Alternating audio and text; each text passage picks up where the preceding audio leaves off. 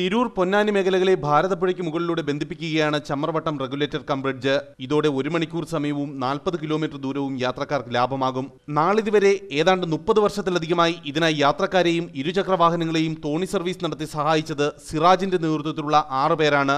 ഈശ്വരമംഗലം കടവിലെ ഇവരുടെ ജോലി പാലം തുറക്കുന്നതോടെ ഇല്ലാതാകും. സാധാരണ ഇത്തരം സന്ദർഭങ്ങളിൽ കടത്തുകാർക്ക് ജോലി നഷ്ടമാകുമ്പോൾ സർക്കാർ ചുമതലയിൽ അവരുടെ പുനരധിവാസം യാഥാർത്ഥ്യമാക്കുന്നതാണ് കീഴ്വഴക്കം. പക്ഷേ ഇവരുടെ കാര്യത്തിൽ ഇന്നുവരെയും അനുകൂല നടപടി ഉണ്ടായിട്ടില്ല. 12ാം വയസ്സിൽ കുടുംബത്തിന്റെ ബാധ്യത ഏറ്റെടുത്ത് കടത്തുതോണിയിൽ കയറിയ സിറാജ് ദിവസങ്ങൾക്കകം ഈ തൊഴിൽ നഷ്ടമാകുമെന്ന യാഥാർത്ഥ്യത്തോട് പ്രതികരിക്കുന്നത് ഇങ്ങനെ: ഈ കടവിലാണ് സ്ഥിരമായിട്ട് ജോലി ചെയ്തുകൊണ്ടിരിക്കുന്നത്. ഇനി പാലം വന്നു കഴിഞ്ഞാൽ എൻ്റെ ജോലി കഴിഞ്ഞു. ഇപ്പം ഈ ജോലി തന്നെയാണ് സ്ഥിരമായിട്ട് എൻ്റെ ജോലി, അല്ലാണ്ട് വേറെ ജോലിയൊന്നുമില്ല.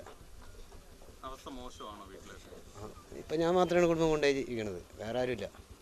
10,000-ത്തിലധികം ആളുകളാണ് ദിവസേന കടത്തിനെ ആശ്രയിച്ചിരുന്നത്. രാവിലെ 5 മണിക്ക് തുടങ്ങുന്ന സർവീസ് ഈ മാർഗമുള്ള അവസാന യാത്രക്കാരനെയും ഭാരതപ്പുഴ കടത്തിയതിനു ശേഷമാണ് അവസാനിപ്പിക്കുക. 30-ലധികം വർഷമായി തങ്ങളുടെ കർത്തവ്യം പ്രശസ്തമാം വിധം നിർവഹിച്ച ഈ സാധുക്കളോടുള്ള സർക്കാർ സമീപനം തികഞ്ഞ മനുഷ്യാവകാശ ലംഘനമാണെന്നാണ് കടത്തിനെ ആശ്രയിച്ച് യാത്ര ചെയ്തിരുന്നവരുടെ ആത്മഗതം. തിരഞ്ഞെടുപ്പ് പ്രഖ്യാപനത്തിന് മുമ്പ് ആയിരക്കണക്കിന് പേർക്കും തിരഞ്ഞെടുപ്പ് പ്രഖ്യാപിച്ചു കഴിഞ്ഞ് 100 കണക്കിന് പേർക്കും അനധികൃതമായി നിയമനം നൽകിയ സർക്കാരാണ് കേരളം ഭരിക്കുന്നത്.